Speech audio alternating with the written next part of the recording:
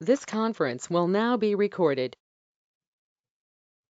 अद्य गुरुवासरः अथवा बृहस्पतिवासरः ज्येष्ठ शुद्ध सप्तमी दिनांक 17 जून 2021 केस पेपर पृष्ठ क्रमांक 4 शंखं चक्रं जलौकान् ददतमृतघटं चारुदोर्भिश्चतुर्भिः सूक्ष्मस्वच्छातिहृद्यां शुकपरिविलसन् मौलिनं भोजनेत्रं कालाम्भोदोज्ज्वलाङ्गं कटितटविलसच्चारुपीताम्बराढ्यं वन्दे धन्वन्तरं तं निखिलगदवनप्रौढदावाग्निलीनं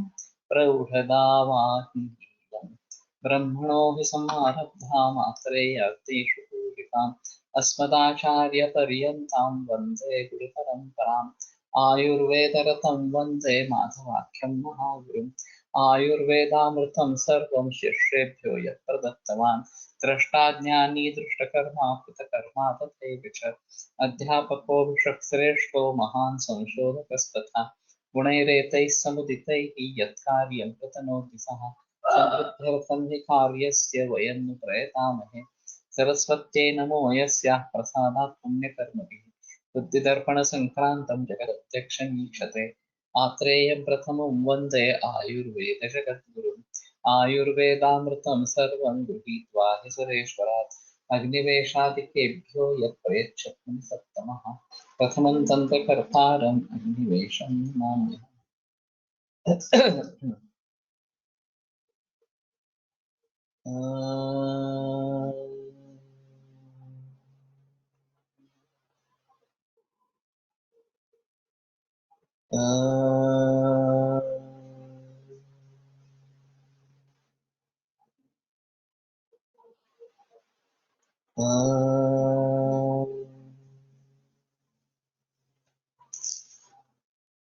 ओम शांति शांति शांति।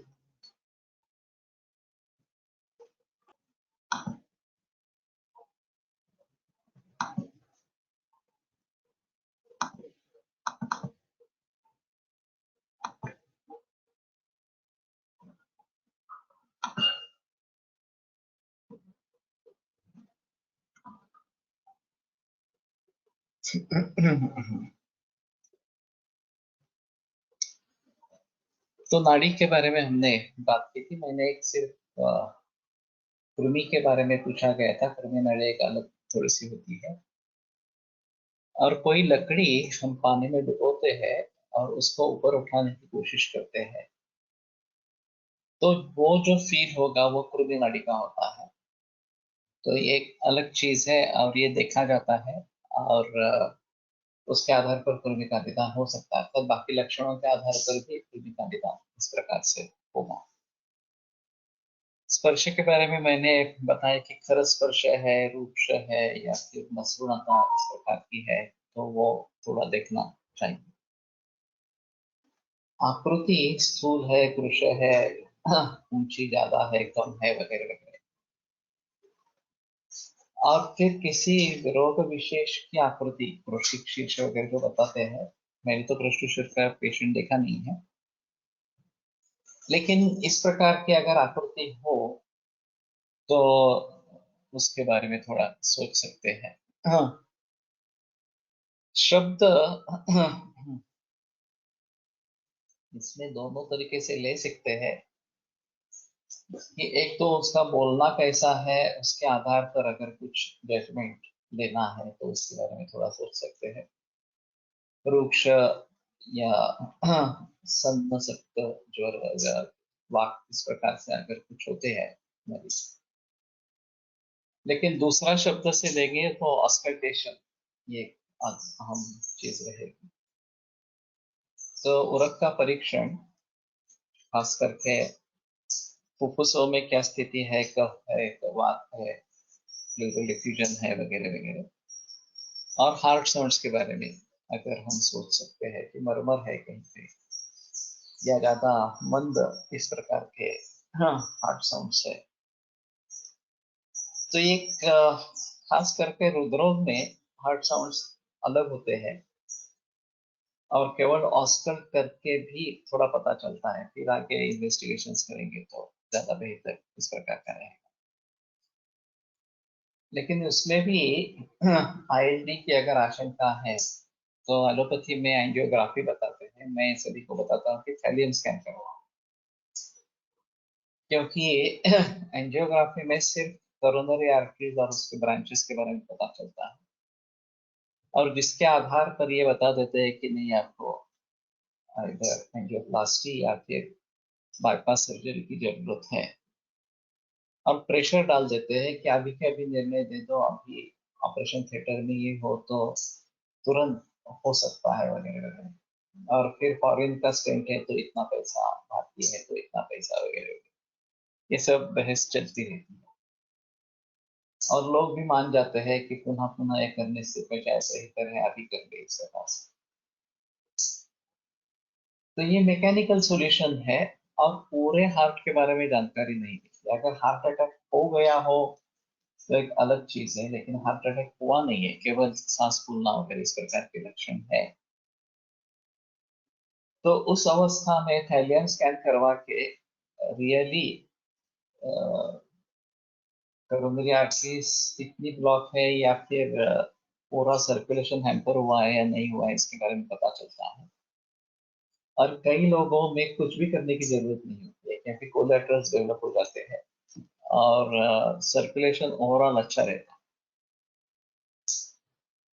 तो आशंका होना ये एक बात, फिर कंफर्मेशन अगर करना है तो किसके सहायता से करना है, तो ये मेरे ख्याल में थैलियम स्कैन या मायोकार्डियल परफ्यूजन स्टडी, ये अभी पुणे में स्पेक लैब शुरू से है, दीनानाथ और रूबी हॉल में भी होता है अभी। लेकिन जहाँ कहीं हो वो करवा लेना, और फिर इसके आधार पर आगे क्या करना है इसके बारे में सोचना ये बेहतर इस प्रकार का है। अगर वॉल्वुलर डिफेक्ट्स है तो 2D इकोकार्डियोग्राफी करवाना जरूरी है। आईएलडी के लिए भी करते हैं, लेकिन 2D इकोकार्डियोग्राफी करेंगे तो वॉल्व्स में प्रॉब्लम है या नहीं है, कितना है, स्टेनोसिस खास करके दिखाई देता है, फिर रिगरगिटेशन इस प्रकार का दिखाई देता है, कैल्सिफिकेशंस अगर है तो भी पता चलता है। तो इन सभी के बारे में अलगता से सोचना पड़ता है। रुक पिच्चू का फायदा अच्छा होता है। मैं पुनर्नवादित तेल कृत्रिम गर्मी में आया है या फिर महानारायण तेल, इसका प्रयोग रुक पिच्चू के लिए करता रहता हूँ। तो इनके सहारे ये कर लेना बहुत जरूरी इस प्रकार का है। और अगर इंटेस्टिनल ऑब्स्ट्रक्शन है खास करके, तो पेरिस्टालसिस है या नहीं है, ये देखना बहुत जरूरी इस प्रकार का है। जनरली उसमें डिस्टिंक्शन होता है, बाकी लक्षण भी होते हैं, तो ज्यादा तकलीफ नहीं होती निदान करने में। और फिर गर्भिणी अवस्था में एफएचएस सुनना, ये एक बात हो सकती है। वजन जो है, वेट, वो हमारे हिसाब में क्राइटेरिया बताया नहीं गया, मालूम नहीं क्यों नहीं बताया गया, कार्शिया और स्थौल्य ऐसे ही बताया गया। लेकिन ये इजी ऑब्जेक्टिव पैरामीटर है, वजन बढ़ रहा है, कम हो रहा है, मेंटेन है, जो भी है, और उसके आधार पर हम कुछ परिवर्तन चिकित्सा में कर सकते हैं, निदान में कुछ परिवर्तन कर सकते हैं। तो लगातार देखने से इसमें ज्यादा फायदा इस प्रकार का होता है। सारत्व और असारत्व ये जो बातें हैं, हाँ, वो असारता के लक्षण डायरेक्ट दिए नहीं है, सारत्व के लक्षण दिए गए हैं, और अतोपरिता स्वासारा इस प्रकार से बताया गया है। वेणुमाधव शास्त्री जोशी और उनके शिष्य अण्णा करमरकर, श्री गुरु करमरकर, इनकी एक खासियत थी कि सारता परीक्षण करते थे। वेणुमाधव शास्त्री जी की किताब भी है, मानव सारता परीक्षण इस प्रकार, और मेरे ख्याल में अभी वो पीडीएफ फाइल के जरिए उपलब्ध भी है। लेकिन उसमें अस्थि सार के बारे में ज्यादा अच्छा बताया गया है, बाकी सारों के बारे में इतनी जानकारी नहीं है, और हमारा पाला पड़ता है वो असारता से पड़ता है, तो उसके बारे में ज्यादा जिक्र नहीं है। तो एक बात ऐसी है कि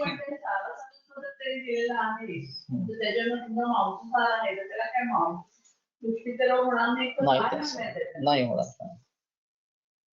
अगर मांसाहार है तो मांस दृष्टिजन्य विकार नहीं होने चाहिए। तो एक बात ऐसी हो सकती है कि अगर रक्त से जुड़े विकार है, मांस से जुड़े विकार है, तो इसका मतलब ये धातु सार नहीं है, ऐसा होगा, असार है।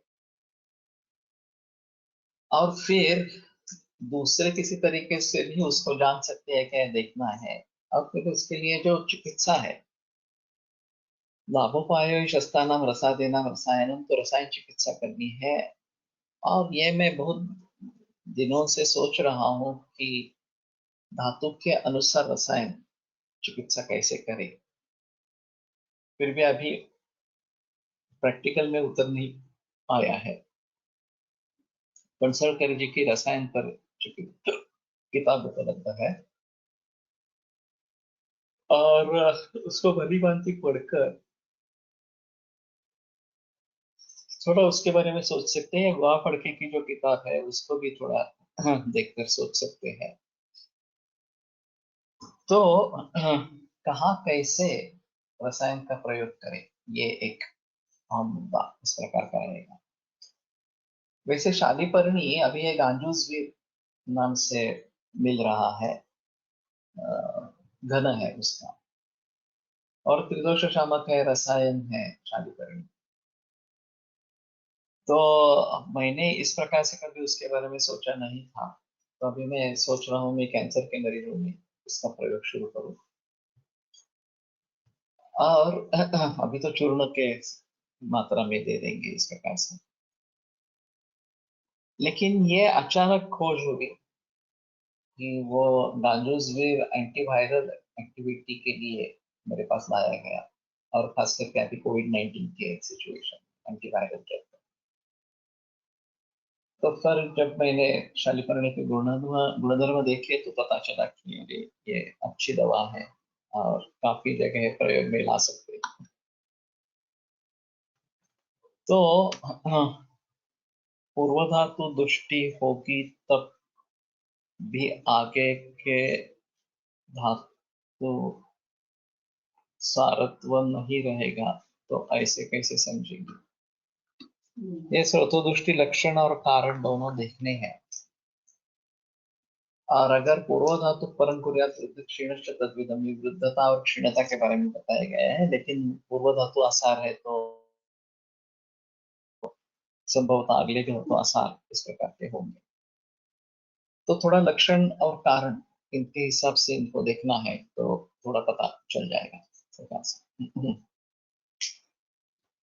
लेकिन अश्रद्धा चारुचिष्टास्य वायरस सेवा श्रद्धता वगैरह जो रस प्रदोष चारों का बताया गया है, और जैसे कंठस्थीकरण किया है उसी प्रकार सारता के लक्षण कंठस्थीकरण करना और उसके विपरीत समझने की कोशिश करना, ये एक मुद्दा हो सकता है। तो शायद हम सारा तत्व परीक्षण के बारे में कुछ ज्यादा जिक्र कर सकेंगे, और जिन दोषों को हमने पाया है उनके बारे में। असतो तसं काही नाही रसायन लेते रहेंगे तो सारत्व निर्माण होता रहेगा, रसायन नहीं होगा तो सारत्व नहीं होगा। और आचार रसायन एक श्रेष्ठ रसायन है जिसके बगैर बाकी रसायन भी काम नहीं करते। तो आचार रसायन होना एक अहम मुद्दा इस प्रकार का रहेगा। तो जैसे वायु के आवरण के बारे में, वायु का वायु से आवरण, इसके बारे में भी अगर वो कंठस्थीकरण हम करके रखते हैं तो शायद ये केसेस ढूंढने में थोड़ी आसानी इस प्रकार से होती है। उसी प्रकार से ये सारत्व परीक्षण जो है, तो सारत्व के जो लक्षण बताए गए हैं उसको कंठस्थीकरण करके याद रखेंगे तो शायद ये बात हो सकती है कि हम सारत्व के बारे में कुछ पता कर लें। संवहनन ये जो मुद्दा है वो खास करके पिंडी का या बाहु या उदर परीक्षण से पता चलता है। और संवहन अच्छा नहीं है तो प्रमेह वगैरह होने की संभावना ज्यादा इस प्रकार की होता है। समसंभावना तरह इस प्रकार की जो बात बताई गई है उसके बारे में थोड़ा सोचना चाहिए। और ये जो लैक्सिटी शैथिल्य इस प्रकार का है वो अम्ल रस से भी उत्पन्न होता है और बाकी भी कुछ चीजें इस प्रकार की रहेगी। एक तरीके से शैथिल्य के कारणों को देखने की कोशिश करेंगे हेतु कोश से, तो ये शायद पता चलेगा। और फिर उसको दूर करने के लिए एक तो अभ्यंग है, व्यायाम है, ये तो अहम मुद्दे हैं। और अभ्यंतर चिकित्सा में पद्मकाष्ठ, पित्त, विद्रुम और बाकी इस प्रकार के डिंक, ये जो अनुपान गोंद या अनुपान बताते हैं, इन सभी के बारे में सोचना इस प्रकार का है। सममांस प्रमाण से समसंबंधनो न रहा, सममांस प्रमाण और समसंबंधन ऐसा इस प्रकार का है तो ये वात वगैरह विकारों से अभिभूत नहीं होता, तो वो होने की कोशिश करनी चाहिए। और नियमित रूप से व्यायाम योग ये करते रहने से ये संवर्धन अच्छा प्राप्त होता है। अग्नि एक अहम मुद्दा है और हमारी चिकित्सा पूरी अग्नि पर निर्भर इस प्रकार की। क्षम प्रकोप दोषाणां देहिनां अग्नि संश्रितो तस्मात् अग्निं सदा रक्षेत् निदानानि च वर्तेते। ये एक सूत्र अहम सूत्र है कि दोषों का क्षमा और प्रकोप ये अग्नि पर निर्भर है और इसीलिए अग्नि का सदैव रक्षण करना चाहिए, पालन करना चाहिए। तो अभी अग्नि की सीरीज चल रही है मेरी, ये ओजस फाउंडेशन की तरफ से, और 4 लेक्चर हो चुके हैं। अभी इस शनिवार को 5वां लेक्चर होगा, वो मंदाग्नि को लेकर आगे जा रहे हैं। और उसके कारण और उसके लक्षण के बारे में बात हुई है थोड़ी, लेकिन ये लक्षण कहाँ पे आता है, तो चिकित्सा के बारे में औषध कोश में करीबन 4 पृष्ठ है, तो ये काफी बड़ा माहौल है। और गृहिणी अध्याय में अपस्नेहात्म मंदेग्न उदरक्षात्म मंदेग्न वगैरह वगैरह इस प्रकार से सूत्र आए हैं। तो उन सभी सूत्रों का अध्ययन करते हुए मंदाग्नि को कैसे ट्रीट करना है ये एक अहम मुद्दा रहेगा। और अग्नि को मेजर कैसे करेंगे ये एक अहम मुद्दा है। तो 10 से 100 इस प्रकार के गुण हम अगर देंगे, और 10 ये मंदतम अग्नि है, फिर 30 तक जो है वो मंद है, 40 से 70 नॉर्मल प्राकृत सम अग्नि है, 70 इसके आगे तीक्ष्ण अग्नि है, ऐसा कुछ इसमें रखते हैं। तो इसमें वेरिएबल्स काफी हैं कि किस प्रकार के अन्न को कितने समय में किस प्रकार से पचन कर लेता है अग्नि। तो नॉर्मली जैसे मैंने कहा कि 3 घंटों में अन्न का पचन होना चाहिए, नॉर्मल जो भोजन है इस प्रकार का, और वो उसको ज्यादा समय ले रहा है तो अग्निमंद है। हाँ। और उसी का पचन ठीक तरीके से हो ही नहीं रहा, या उससे भी हल्का अन्न का पचन नहीं हो रहा, तो ये मंदतर मंदतम इस प्रकार से उसके बारे में सोचना है। तो लागामंड से शुरुआत करते हैं कि एक विशिष्ट क्वांटिटी में 200 ml लागामंड, वो पचन होने में कितना समय लगता है ये देखेंगे। तो शायद ये बात बनती है कि हमें उसको अगर आधा घंटा लग रहा है, पौना घंटा लग रहा है, 1 घंटा लग रहा है, तो उसके आधार पर अग्नि कैसा है ये थोड़ा डिसाइड करने की कोशिश करेंगे। और वहां से लेकर नॉर्मल डाइट को इतने में पचन, इतने घंटे में पचन हो रहा है, और वजन करके देखेंगे कि खाना खाने से पहले और खाना खाने के बाद और 3 घंटे तक वजन करते रहेंगे तो वस्तुमान अगर नष्ट हो जाता है तो समझ लेना है कि एनर्जी में रूपांतर उसका हो गया और पचन इस प्रकार का हो गया। तो ये थोड़े ऑब्जेक्टिव पैरामीटर्स के जरिए सेट करना चाहिए और फिर उसके आधार पर हम कुछ बता सकेंगे कि अग्नि इतना ही है, अच्छा नहीं है इस प्रकार से। तो उसके हिसाब से खाना क्या देना है, कितना देना है, कब देना है, ये सब सोचना है। और ऐसे करते करते 2 ही दफा खाना हो और फिर भी एनर्जी लेवल, वजन, ये सब बराबर रहे, कम भी नहीं होंगे ज्यादा भी नहीं होंगे, ऐसी स्थिति होगी तो मान लेना चाहिए कि ये अग्नि इसका प्राकृत इस प्रकार का अग्नि अग्नि है, अब उसको मेंटेन करना है। तो इन सभी के बारे में, अग्नि के बारे में खास करके ज्यादा बहस होनी चाहिए और उसको कैसे समझे ये थोड़ी बात ध्यान में रखनी चाहिए। तो अग्नि की सीरियल चल रही है तो वहां पे तुम सुनते जाओ, वो बेटर ऑप्शन। शनिवार रात 9 बजे इस प्रकार का सिलसिला चल रहा है और वो बाद में मेरे ख्याल में यूट्यूब या फेसबुक पे उपलब्ध होंगी तो वो देखो। कोष्ठ, हाँ, ये मृदु, मध्य और क्रूर, ये जो 3 कोष्ठ के प्रकार बताए गए हैं। तो मृदु कोष्ठ जो है क्षीरेणापि विरिच्यते, दूध से भी उसको विरेक होता है, ये मृदु बताया गया है। और क्रूर कोष्ठ जो है वो बहुत ज्यादा स्ट्रॉन्ग, इस प्रकार की दवाइयां देनी पड़ती है और खास करके विरेचन देते समय कोष्ठ का अंदाज होना बहुत जरूरी है इस प्रकार का। वैसे स्नेहपान में मृदु कोष्ठ जो 3 दिन में स्नेहपान हो जाता है, उसका सम्यक सिद्ध लक्षण। मृदु मध्यम कोष्ठ के लिए 5 दिन और क्रूर कोष्ठ के लिए 7 दिन, ऐसा बताया गया। तो अभी हम उसके बारे में भी ज्यादा सोचते नहीं है कि शुरू से ही कोष्ठ का अंदाज लेके इसको 3 दिन स्नेहपान जरूरी है, इसको 5 दिन जरूरी है, इसको 7 दिन जरूरी है, ऐसा नहीं सोचते।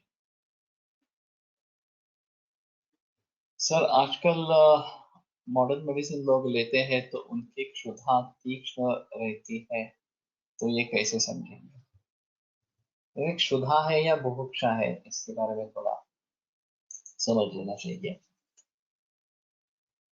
और खाना खाने से राहत मिलती है तो क्षुधा है, ऐसा समझ लेना चाहिए। फिर भी अगर वजन बढ़ रहा है नॉर्मली इस प्रकार से तो फिर ये नॉर्मल नहीं है, ऐसा समझ लेना चाहिए, ये दवाइयों का असर है। और फिर काउंटरैक्ट करने के लिए कुछ दवाइयाँ देना या डोज कम करवाना वगैरह इस प्रकार से कुछ करना पड़ेगा। लेकिन इसमें अहम मुद्दा ये रहेगा कि कोष्ठ या अग्नि इस प्रकार से है। अब मेरे यहाँ भी इसके बारे में कुछ लिखा नहीं था वास्तव में, मंदाग्नि है वगैरह ऐसा कुछ लिखना चाहिए, या सारता, इसके असारता है, ये कुछ लिखना चाहिए, लेकिन मेरे क्लिनिक में भी नहीं लिखा जाता, तो ये थोड़ा सा इसमें ध्यान देने की जरूरी है। और संधि परीक्षण में, हाँ, अगर संधि में सूजन है या कटकटायन इस प्रकार का है या और कोई लक्षण इस प्रकार के हैं तो वो बताने हैं। हाँ, और संधि शूल है, ये काफी मरीजों में पाया जाता है, लेकिन उसमें संधि का दोष ही होता है ऐसा नहीं है। मांस, सिरा, स्नायु, इन सभी का रोग हो सकता है। और जिसको आज संधिवात या आर्थराइटिस इस प्रकार से कहते हैं, उसका निदान हमारे हिसाब में कुछ अलग ही हो सकता है। तो उसके बारे में सोचकर क्या करना जरूरी है, ये थोड़ा देखना जरूरी होगा, और फिर उसके आधार पर चिकित्सा करनी पड़ेगी। जैसे मैंने वो पानी में भिगो के चलना और उसके जो फुटप्रिंट्स है उसको उसका निरीक्षण करना, तो शायद ये माउसस स्नायु के बारे में पता चले, और वो ठीक करने से संधिवा ठीक हो जाएगा इस प्रकार से। तो इसके बारे में थोड़ा सा देखना ये जरूरी इस प्रकार का रहेगा, और ये शायद शारीरिक क्रिया में ये विषय ले जा सकते हैं हम, और फिर उसके बारे में थोड़ा सोच सकते हैं। और ये नख के बारे में, नेत्र कर्ण नख, ये जो बातें हैं, या नासा में डीएनएस है, पॉलिप है, तो उसके बारे में सोचना है। नखों का वर्ण और रूक्षता अगर उसमें है, कालेपना इस प्रकार का है, तो ये थोड़ा प्रश्न ये देखना है, या क्लब शेप इस प्रकार के हैं, तो प्राणवह स्रोत से जुड़ी इस प्रकार की कंडीशन होगी, तो उसके बारे में भी देखना जरूरी। और पांडुता, ये भी आमतौर पर नख से देख सकते हैं। बहुत सारे औरतों में ये नेल पेंट लगा के आती है दोनों हाथ, तो कम से कम दाहिने हाथ में तो नहीं लगाना है, उस हाथ से हम खाना खाते हैं। लेकिन अगर चम्मच से खाना खाते हैं तो जरूरी नहीं समझते हैं कि नेल पेंट नहीं लगाना है इस प्रकार से, तो ये थोड़ा सा देखना पड़ेगा। नेत्र के बारे में, अगर नेत्र विकार है तो हमें देखना ही पड़ेगा, लेकिन अभी सीटी स्कैन या फिर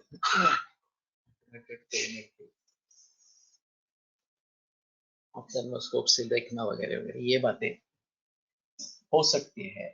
प्रत्यक्षानुमान ऑफ लाइट सभी दिशाओं से है या नहीं है, ये भी एक बार देख लेंगे तो ज्यादा बेहतर इस प्रकार का रहेगा। और मोतीबिंदु की शुरुआत हो गई है कैटरैक्ट की, तो भी देखना चाहिए विजन कितने फीट तक है वगैरह। और एक मेन पॉइंट है ये चश्मा, तो चश्मा अगर हेरिडिटी है, हाई मायोपिया है, तो उसके बारे में ज्यादा परीक्षण करना ये जरूरी इस प्रकार का रहेगा। कर्ण परीक्षण में भी अगर कुछ तकलीफ है तो ही देखते हैं। कर्ण गुथक इम्पैक्टेड वैक्स, ये काफी लोगों में पाया जाता है, और सुनाई कम देता है, इतना ही बोलते हैं। और फिर कर्ण का शोधन करेंगे तो बाकी बाधिर्य वगैरह इस प्रकार के जो रोग हैं, या फिर कर्णनाद कर्णश्वेद, ये जो है ये काफी डिफिकल्ट है। वैसे कर्णनाद और कर्णश्वेद हमारे हिसाब में साध्य है, एलोपैथी में तो स्ट्रेस रिलेटेड मानते हैं और सिद्ध नहीं होते हैं, ऐसा ही है। लेकिन हमारे हिसाब में वैसे देखा जाए तो साध्य होनी चाहिए। फिर कान में तेल डालना नहीं डालना, इसके बारे में काफी बहस होती रहती है और एलोपैथी के डॉक्टर्स बताते रहते हैं नहीं, कान में नहीं डालना है इस प्रकार से। लेकिन काफी लोगों में रुक्षता आ जाती है, तो कुछ स्नेह चाहिए, लेकिन इससे फंगल इन्फेक्शन भी बढ़ता है, ये भी देखा गया है। तो धूपन करना है अगर फंगल इन्फेक्शन होता है तो, और थोड़ा ही तेल डाले, या सिर्फ रुई को तेल लगा के थोड़ा घुमा ले अंदर, इतना ही करे जिससे कि रुक्षता कम हो जाए। घी का प्रयोग भली भांति हो सकता है, घी से फंगल इन्फेक्शन जनरली नहीं होता। तो ये सभी बातें ध्यान में रखनी पड़ेगी, लेकिन कर्ण का परीक्षण इस प्रकार से करेंगे तो ज्यादा अच्छा रहेगा। और बीपी एक है जो, जिनमें हम सोचते हैं कि बीपी होने की संभावना है, उनमें तो बीपी चेक करना ही है। और फिर उसके आधार पर मैंने जो पीछे बताया था एक लेक्चर, सिरा,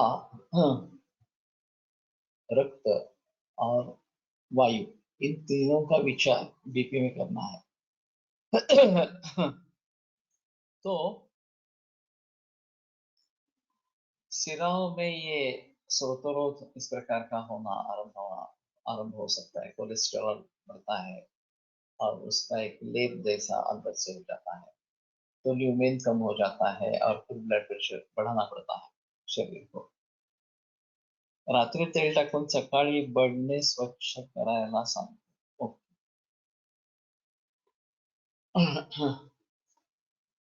तो ये ठीक है, थोड़ा थोड़ा देखो, लेकिन ईएनटी के पास जाते हैं तो वो कोसते रहते हैं, तुमने ये तेल डाला इसलिए इन्फेक्शन हो गया वगैरह वगैरह इस प्रकार से, और उनको एक मुद्दा मिल जाता है कि तो देखो कितनी मूर्खता से करे। हमारे यहाँ श्रवण पादेश तो विशेषणशील, श्रवण में विशेष रूप से करना चाहिए, इस प्रकार से बताया गया है। लेकिन ॲलोपॅथी को एक मुद्दा मिल जाता है। कर्ण धूपनासाठी कोणत्या द्रव्याचा वापर करावा? कान में डालने के लिए बिल्व तेल या आसन बिल्वादी तेल, ये मैं बताता हूँ। और त्रिफला गुग्गुल का धूपन, ये भी अच्छा है। तेल चांगले सिद्ध असेल तर काही प्रॉब्लेम येत नाही, मृदुपाक नसावे। तो मृदु नस्य खरोभ्यंगे पाने मध्य में इष्यते, ये बात बताई गई है। तो नस्य के लिए मृदु और के लिए खरे, इस प्रकार का बात बताया गया है, तो ये थोड़ा देखना चाहिए। इम्पैक्टेड वैक्स, ये अगर है तो स्नेहन ही करना जरूरी है उसमें। और कर्णपूरण अगर करते हैं तो धीरे धीरे वैक्स निकल सकता है। बहुत ही इम्पैक्टेड है तो थोड़ी मुश्किल होती है। और खास करके बच्चों में जब ये तकलीफ होती है और उससे दर्द बहुत होता है तो ईएनटी के पास जाना पड़ता है, ऐसा है। तो सिरिंजिंग करके निकालते हैं, वो एक टेक्निक है सिरिंजिंग का। तो इन्फेक्टेड वैक्स इस प्रकार से निकल सकता है। मैं स्वीट आलमंड ऑयल के कान में डालने के लिए बताता हूँ, तो धीरे धीरे उससे हाँ वैक्स निकल आता है। वाचाल वचालशनादि तेल खूप चांगले आहे। ये कर्णशूल में तो अच्छा काम करता है और अवेलेबल भी है। पुराने जमाने में घर पे ही लहसुन तेल में डाल के इस प्रकार का तेल बनाते थे, तो भी बाजार में भी मिलता है अच्छा लहसुन आदि। तो वात कफ प्रधान अवस्था में बहुत अच्छा इस प्रकार का काम करता है, और जो इम्पैक्टेड वैक्स है वो निकल जाए इस प्रकार। ये कैलाश जीवन वालों का यंकोना करके ऑयल है, जो गंधक वृत्ति जैसा इस प्रकार का गंधक उसमें मेन। तो अगर इन्फेक्शन है कान में तो ये अच्छा काम करता है, और एक दो बूंद डालने से भी काफी रिलीफ हो जाता है, और धूपन साथ में करना ही है। वचालोचनाने नेहमी वापरू करू शकतो। मुझे लगता है कि बेटर ऑप्शन आसन बिलवादी रेगुलर यूज के लिए रखे। वचालोचनादि अगर ज्यादा तकलीफ हो, पेन ज्यादा हो, तो ही प्रयोग में लाई।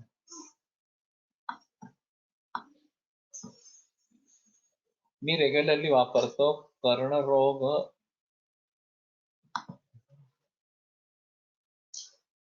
कर्णपूय फलश्रुति आहे, ठीक है।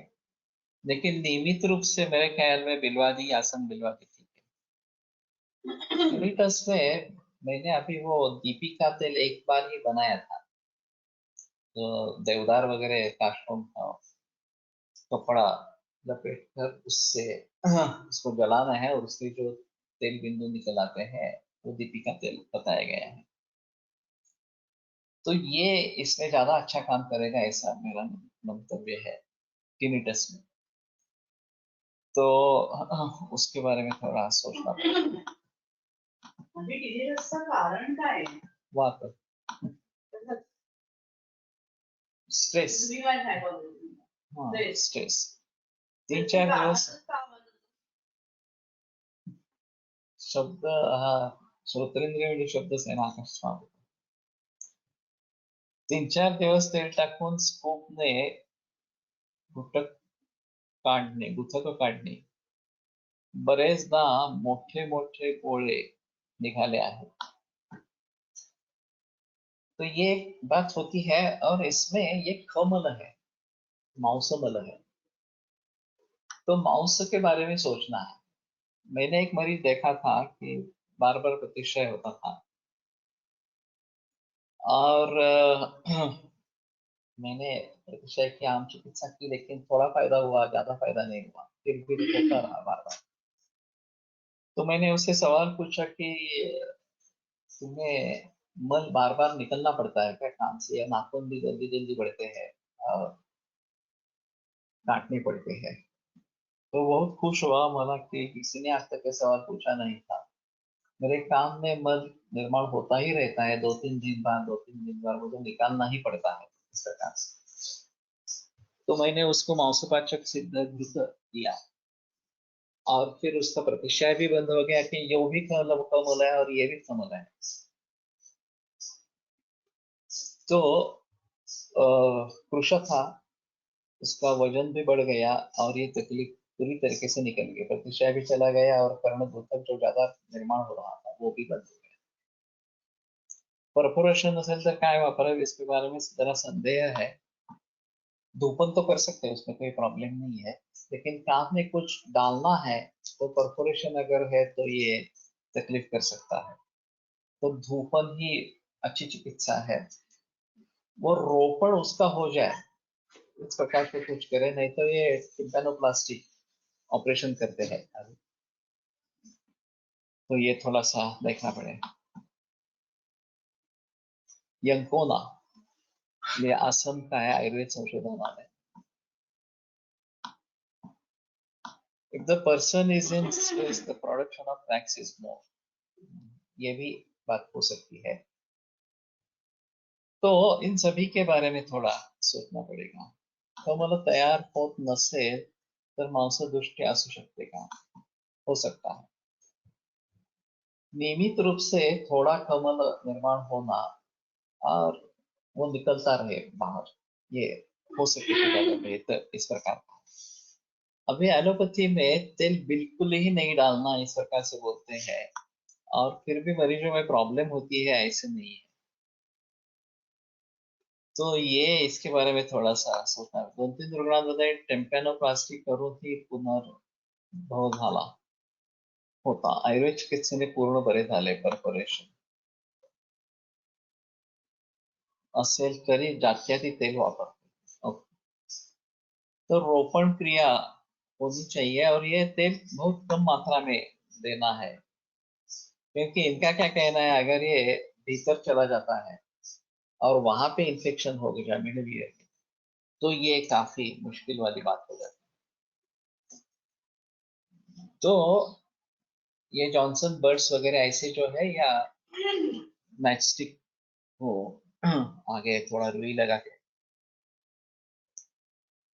हल्के हाथ से सिर्फ अंदर घुमाना, ऐसा करते रहते हैं तो शायद ये बात बन सकेगी. तो ठीक है, परफोरेशन के बारे में मैं अनुभव बताया तो ज्यादा अच्छा इस प्रकार का है. टिम्पॅनोप्लास्टी केल्यानंतर खूपच कमी काळात पुन्हा परफोरेशन होते, त्याचा काय उपयोग होत नाही. अस्थिमज्जा पाचक सिद्ध तैल use for hearing loss. Reference वैद्य दातार विरुद्ध से.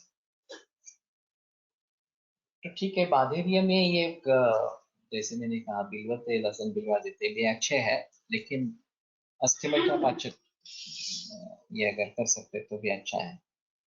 कानात तैलाक्त बोळे झोपताना ठेवायला सांगावे का? अगर ये फंगल इन्फेक्शन होने की शिकायत नहीं है तो कोई प्रॉब्लम नहीं है, कर सकते. लेकिन जिन व्यक्तियों में फंगल इन्फेक्शन होता रहता है उनमें नहीं बताना है, उनमें धूपन नहीं तो ये करने के बाद धूपन अवश्य करना है, ये बात बतानी है. हाँ. और थोड़ा तेल अंदर रहता है तो उसको हाँ रुई से पोंछ लेना. ये ज्यादा बेहतर इस प्रकार का हो। तो ठीक है, तो कर्ण के बारे में या नासा नेत्र वगैरह के बारे में थोड़ा देखना चाहिए। और हमारा ऐसा हुआ है अभी आयुर्वेद वैद्यों में कि काय चिकित्सा में हमें ज्यादा जरूरत नहीं पड़ती एलोपैथी की सहायता लेने की, लेकिन खास करके नेत्र रोग के बारे में, कर्ण रोग के बारे में, नासा रोग के बारे में अगर गंभीर स्थिति होती है तो जरूरत पड़ती है, खास करके हमारे बच्चों में। और फिर उनको इमरजेंसी वहां लेके जाना पड़ता है, क्योंकि हम स्वस्थ वृत्त में इसके लिए कुछ नहीं करते। ये सबसे अहम मुद्दा है। देखा, वैभव वाणी ये सब करता रहता है, उसी प्रकार से हम सभी लोगों को स्वस्थ वृत्त के हिसाब से कुछ ना कुछ करते रहना चाहिए. अन्य स्वच्छता ही महत्वाची असते फंगल इन्फेक्शन बाबत. तो लेकिन ये मुद्दा हो जाता है अभी ये म्यूकोरमाइकोसिस की स्थिति में, ये अचानक के उद्भव उसका हुआ. मान लेते हैं कि शुगर कंट्रोल नहीं है या फिर स्टेरॉइड्स का इफेक्ट है, इम्यूनिटी कम हो गई है, सारे कारण उसमें है. तो ये फंगल इन्फेक्शन बार बार हो रहा है. नखों पर की धारियां अधिक हो तो क्या करें? ये नख भेद जैसा है, लेकिन नख भेद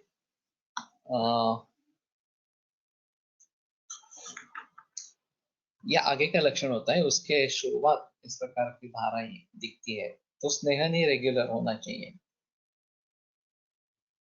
फंगल इन्फेक्शन में धूपन ही अच्छा आहे.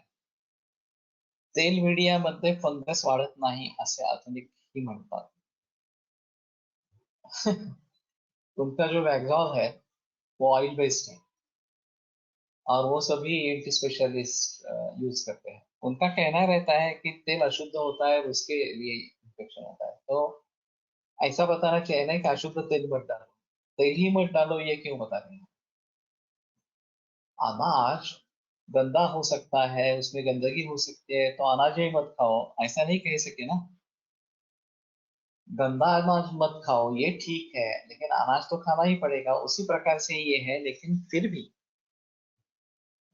ये इस प्रकार से मरीजों को कोसते रहते हैं ये. और आयुर्वेद के लिए ये फिर बताते रहते हैं कि ये कुछ भी करते हैं वगैरह इस प्रकार से. तो लोगों के मन में खामखा आयुर्वेद के बारे में गलत फहमियां फैलाते हैं. तो राधा गोप्ते सर का एक मत था कि दिए में जो तेल है, दिया जल रहा है, इसमें जो तेल रहता है वो पोषण रहता है और उसका कर्ण पूर्ण करेंगे तो कोई प्रॉब्लम नहीं आती, ऐसा उनका कहना था. तो ठीक है, हमें थोड़ा सजग होकर इसके बारे में करना पड़ेगा, ये अहम मुद्दा.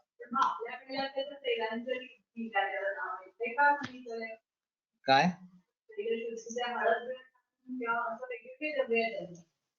हो ना, तैल मूर्छना करेंगे, सिद्ध तैल करेंगे तो भी उससे नुकसान तो नहीं होना चाहिए वास्तव में. लेकिन फिर भी थोड़ा देख के करना है. और हमारे यहाँ अभी ऑप्थेल्मोलॉजिस्ट निर्माण हुए हैं आयुर्वेद के, लेकिन ईएनटी स्पेशलिस्ट नहीं है. ये वयस्कर रुग्णांना श्रवणाल्पतेसाठी श्रवणयंत्र स्वतः सजेस्ट करावे का था, इतर काही परिणाम होऊ शकतो. इसके बारे में काफी तरक्की हुई है ऐसा कहते हैं, क्योंकि सभी साउंड्स उसमें बड़े हो जाते हैं और फिर जिनको हम सुनना नहीं चाहते हैं वो भी तकलीफ देने लगते हैं, ऐसा कहते हैं. दामले सरांकडे पूर्ण कान धरेल एवढे तेल घालावे आणि थोड्या वेळाने काढून टाकावे. धारेत पूर्ण करणे कर्णमूलम विमर्दय, ऐसा ही ग्रंथों में बताया है. तो वो फिर निकाल देना है ये. ठीक है. नख ब्लॅकिश स्पून शेप तुल्य तुळ्यासारखे असे असताना कसा विचार करावा? ब्लैकिश तो देखे जाते हैं ज्यादातर केमोथेरेपी के असर से. विषय परिणाम देखना है और विशेषज्ञ चिकित्सा करनी है. और बाकी स्पून शेप जो है रुद्रोग के बारे में सोचना है, विशेषतः प्राणोह स्रोतस के बारे में सोचना है। इसमें प्राणायाम का फायदा जरूर होता है। कर्णस्राव में भी हमारे हिसाब में तो ग्रंथों में वर्णन है उसका, पूर्ति कर्ण वगैरह इस प्रकार से। तो धूपन, इन सभी में धूपन एक महत्वपूर्ण चिकित्सा है तुटल्याप्रमाणे। हाँ, तो ये एक अहम मुद्दा रहेगा कि हम ये नाक में धूपन इस प्रकार से करेंगे तो ज्यादा अच्छा है। अभी ओरल कैंसर के बहुत पेशेंट रहते हैं और उसमें पूय गंध और शूल ये दोनों भी बहुत ज्यादा होते हैं। तो उसमें धूपन अगर करते हैं तो ज्यादा फायदा इस प्रकार का होता है। तो अगर हमारे ग्रंथों के अनुसार कुछ निदान उसका होता है तो उसी के आधार पर चलो, या अगर हमारे ग्रंथों में वर्णित नहीं है तो उसके बारे में थोड़ा अलगता से सोचना पड़ेगा और मॉडर्न की सहायता लेकर आयुर्वेद में इंटरप्रीट करना पड़ेगा। Nails having ridges over them are considered to be in kidney and liver ailments. पता नहीं है, एक फोटो भी डालो तुम जो कह रहे हो इसके बारे में, जीएसपीसी ग्रुप में डालो तो शायद उसके बारे में कुछ पता लग सके। वैसे लक्षण कोश में हाँ, लक्षण संबद्ध शारीरादिभाव एक परिशिष्ट है और एक शारीरादि भाव को लेकर कितने लक्षण ग्रंथों में है ये सभी सामने आ। ये बीच में एक जो स्पर्धा हुई थी कि त्रिस्कंद कोश के आधार पर परीक्षा भावों का परीक्षण इस प्रकार से, उसमें काफी छात्रों ने काफी प्रयास अच्छे किए थे और एक ऑब्जेक्टिव पैरामीटर सेट करने के हिसाब से वो बहुत बढ़िया कल्पना इस प्रकार की थी। तो उसको अगर हम लाने की कोशिश करेंगे, अभी आपको मुसीबत ये है कि त्रिस्कंद कोश सभी के पास उपलब्ध नहीं है, कॉलेजेस में भी है ही ऐसी स्थिति नहीं है, तो ये थोड़ी दिक्कत वाली बात होती है। अगर किसी वैद्य के पास त्रिस्कंद कोश घर पे हो तो शायद इसके बारे में सोच सकते हैं। हमारा प्राकृतिक कोश जब बन जाएगा तो उसके आधार पर तो ये होगा कि उसमें कोई प्रॉब्लम नहीं है, लेकिन अभी फिलहाल नख से संबंध कितने हैं, केश से संबंध कितने लक्षण है या हृदय से संबंध कितने हैं, ये सभी बातें इस परिशिष्ट से मिल जाती है। मेरा एक अलग विचार है, बहुत बड़ा है। ये शारीरादि भाव ये सभी से जुड़े हैं, हेतुओं से जुड़े हैं, कार्यों से जुड़े हैं, लक्षण से जुड़े हैं, लक्ष्य से जुड़े हैं, औषध से जुड़े हैं और चिकित्सा से भी जुड़े। सभी ग्रंथों सभी वॉल्यूम्स में परिशिष्ट है इसके। तो उसके आधार पर शारीर के बारे में अलगता से सोचें। एक शारीर भाव लेकर त्रिस्कंद कोश में ढूंढे कहाँ कहाँ पे है। अभी ये तो प्रातिपदिक कोश एक ही है तो इसमें ढूंढना थोड़ा ज्यादा आसान इस प्रकार का हो जाएगा और फिर उसके आधार पर नॉर्मल सी क्या है, एबनॉर्मल सी क्या है, ये देखेंगे तो ज्यादा अच्छा इस प्रकार का है। तो नॉर्मल सी के बारे में जरूर इसके बारे में सोच सकते हैं, क्या नॉर्मल क्या है और एबनॉर्मल फॉर्म जो भी सामने आ रहे हैं। फिर लक्षणों से उसका निदान, कारणों से उसके कार्य के बारे में जानकारी होना, कार्यों से कारण के बारे में जानकारी होना,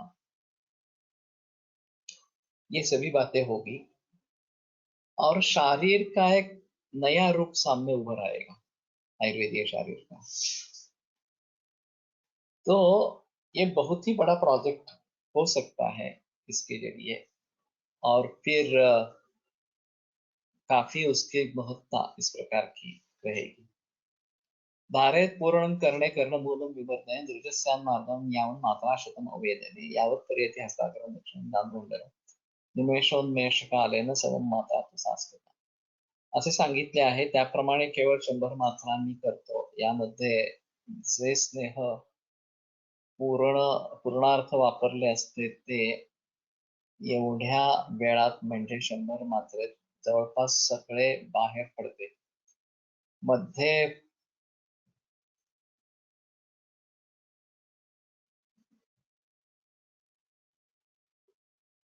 अल्प प्रमाणात राहते. मध्ये फार अल्प प्रमाणात राहते. तर यावत पर्यते हस्ताग्रम दक्षिणम दानुमंडलम एवं निमेषोन्मेष काल, ये तो बहुत छोटा काल है। तो ये जो मंडल करना है वो अगर इस प्रकार से करके देखते हैं तो ये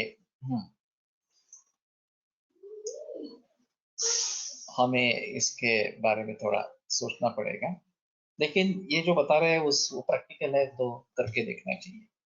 शिरोगत वायू नसण्यासाठी वाघमटात 20 ते 40 ml बलावल सिद्ध कृतमंड वापरायला सांगितलं आहे। एवढ्या मोठ्या प्रमाणात करतात, कुछ गड़बड़ है। 20 तो 40 ml तो नहीं बताएंगे, एक तो ml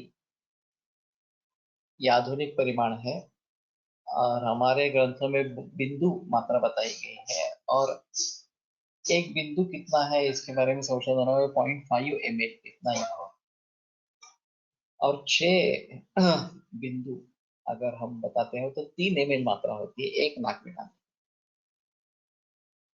6, 8, 10 तो ज्यादा से ज्यादा 5 ml एक नासापुट में डालने के लिए है, तो 2-3 बार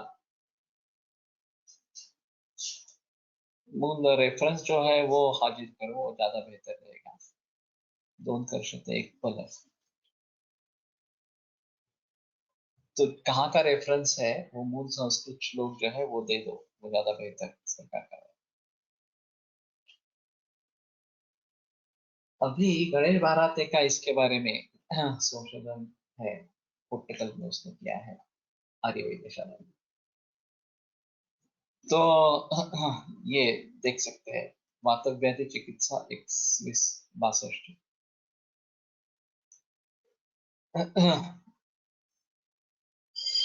वाग्भट वाग्भट में है, तो एक बार देख लेंगे, लेकिन अगर यहाँ पे कोट कर सकते हैं तो यहीं पे उसके बारे में कुछ जानकारी होगी, तो ठीक है, ये तो देखेंगे बात।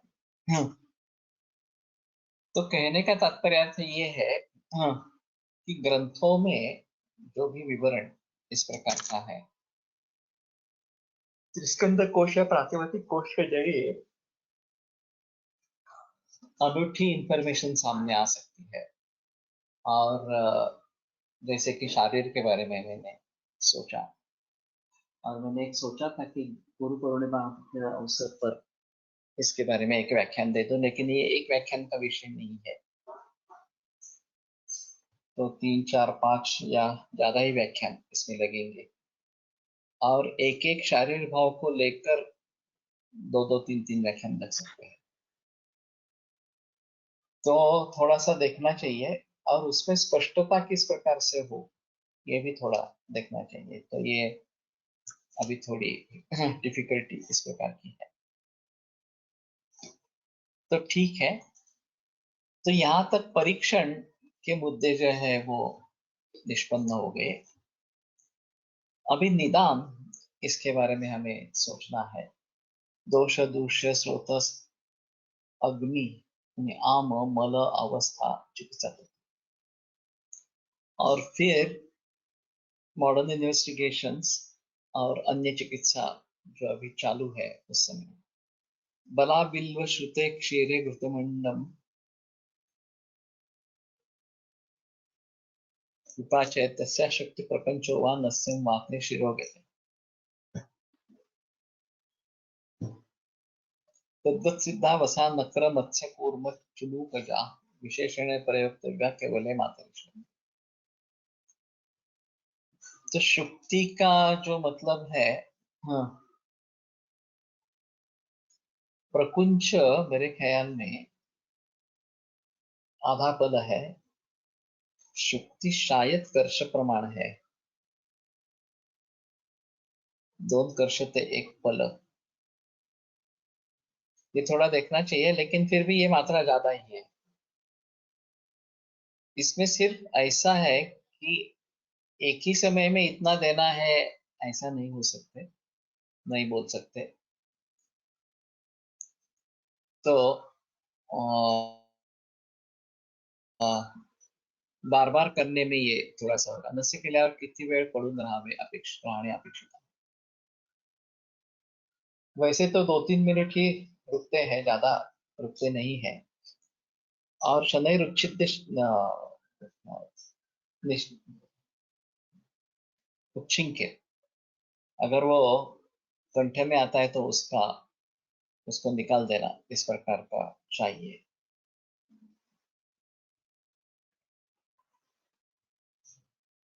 कर्षद्वयं पलं वा नस्यं शिरोगते वाक्य प्रयुक्त। तो प्रकुंच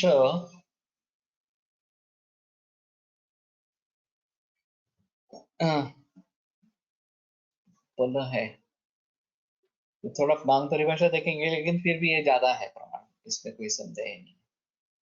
मर्ष द्रव्य शुक्ति, शुक्ति 2 कर्ष प्रकुंच 1 पल। ओके।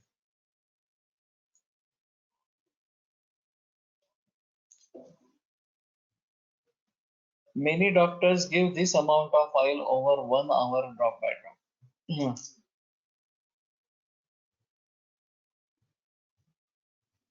ये और भी है अलग।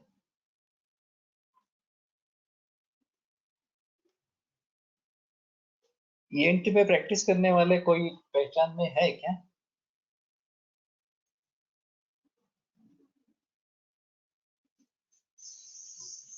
शिरोगते वात, तो ब्रेन ट्यूमर्स के काफी मरीज रहते हैं, एस्ट्रोसाइटोमा ग्लायोब्लास्टोमा कॉमन है, तो उसमें थोड़ा सोचेंगे। ईएनटी में आयुर्वेदिक प्रैक्टिस करने वाले अगर कोई है किसी भी शहर में, तो थोड़ा बता देना। यहाँ डेंटिस्ट के बारे में शेंडे की परंपरा है पुणे में, लेकिन वो पूरी आयुर्वेद नहीं करते हैं, मिक्स करते हैं, एलोपैथी भी देते हैं। जायदे के बारे में मैंने हुबली में सुना था कि वो दंत चिकित्सक है, बाकी मालूम नहीं है कुछ इस प्रकार के बारे में। तो 1 आवर ड्रॉप बाय ड्रॉप, ये तो मैंने पहली बार सुना। ये कोई करने वाला है तो उसका रेफरेंस दे दो, तो ज्यादा बेहतर इस प्रकार का होगा, और उससे क्या क्या नतीजा होता है ये देखेंगे। Shukti is Ayurvedic unit of measurement, it is type of pearl used to measure weight and is equal to 24 grams or 2 कर्ष। वैद्य विवेक पाटील म्हणून निगडीला आहे, जो एनटी मध्ये प्रॅक्टिस करतो। तो ठीक है, उसका नंबर शेयर करो, और उससे एक बार पूछ लेना वो इस तरीके से नस्य करता है क्या। तो अगर है तो अच्छी बात है। तो मैंने जहां भी देखे हैं वो ईएनटी में आयुर्वेदिक प्रैक्टिस करने वाले नहीं है। ज्यादा से ज्यादा इंटीग्रेटेड प्रैक्टिस हो सकती है, लेकिन केवल आयुर्वेद करने वाले नहीं है। यह है तो अच्छा है इस प्रकार से। तो ठीक है। नाना जोशी सर नस्य केल्यावर लगेच उठून बसायला सांगत, तेल कंठापर्यंत येणे अपेक्षित नाही, शिरप्रदेशी जायला हवे असे म्हणत, असे एका वैद्याकडून ऐकले आहे। लेकिन ग्रंथों में जो है वो शिर में जाना चाहिए, वो नासाई शिर से द्वार, इसके बारे में कोई संदेह नहीं है। लेकिन सिर्फ सिर में ही जाना है ऐसा नहीं, वो तो कंठ में आता ही है बाद में, नहीं तो पैसेज क्लियर नहीं है, ऐसा उसका मतलब होगा। तो उसको थूक देना चाहिए, ये बात सही है। कई लोग इसलिए नस्य छोड़ देते हैं रुग्ण, तो गले में आता है, खराब लगता है वगैरह वगैरह इस प्रकार से, तो उनको बताना जरूरी है कि नहीं, ये अगर है तो भी वो करो, क्योंकि ये शुद्धि के लिए इस प्रकार का है और इससे शुद्धि हासिल होती है। तो ठीक है, यहीं पे रुकते हैं। कल मैं इसके बारे में बात करूंगा, निदान के बारे में। Vrutamanda was available before, its viscosity is less. One pala may be used in one setting. In severe headache, one pala also used, but in repeated instillations. Vata pradhan dosh useful in nasya vyapan also. तो शायद गणेश ने डाला है, सीमा ने लिखा है, लेकिन तो ये बात हो सकती है कि नस्य की इतनी मात्रा दी जा सकती है, तो अच्छी बात इस प्रकार की। आयुर्वेद प्रकांडो निगदितैः हि शल्यतंत्र प्रधानः शिष्येभ्यः शाश्वतोऽयं निखिलजनकृपा व्याप्तचित्तेन येन आयुर्वेदस्य वाञ्छन् पुनरपि भुवने तां च सुष्ठु प्रतिष्ठां श्रेष्ठं धन्वन्तरिं तं प्रणमति च सदा वैद्यवर्गो हि नूनम् वैद्यवर्गो हि नूनम्।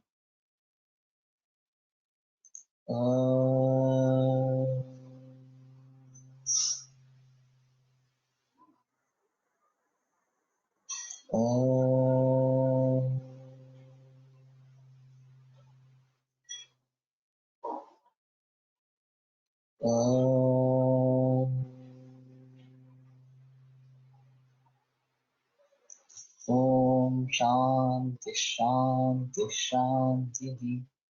फणसळकर सर मेरे गुरु है, ये गुरु थे, उनके रसायन चिकित्सा पर पुस्तक अवेलेबल है, पुणे में मिलेगी, लेकिन बाहर कहीं मिलेगी मालूम नहीं। मनकर्णिका का पब्लिकेशन। विरम्यते व्याख्यान व्यापारः श्वः पुनरपि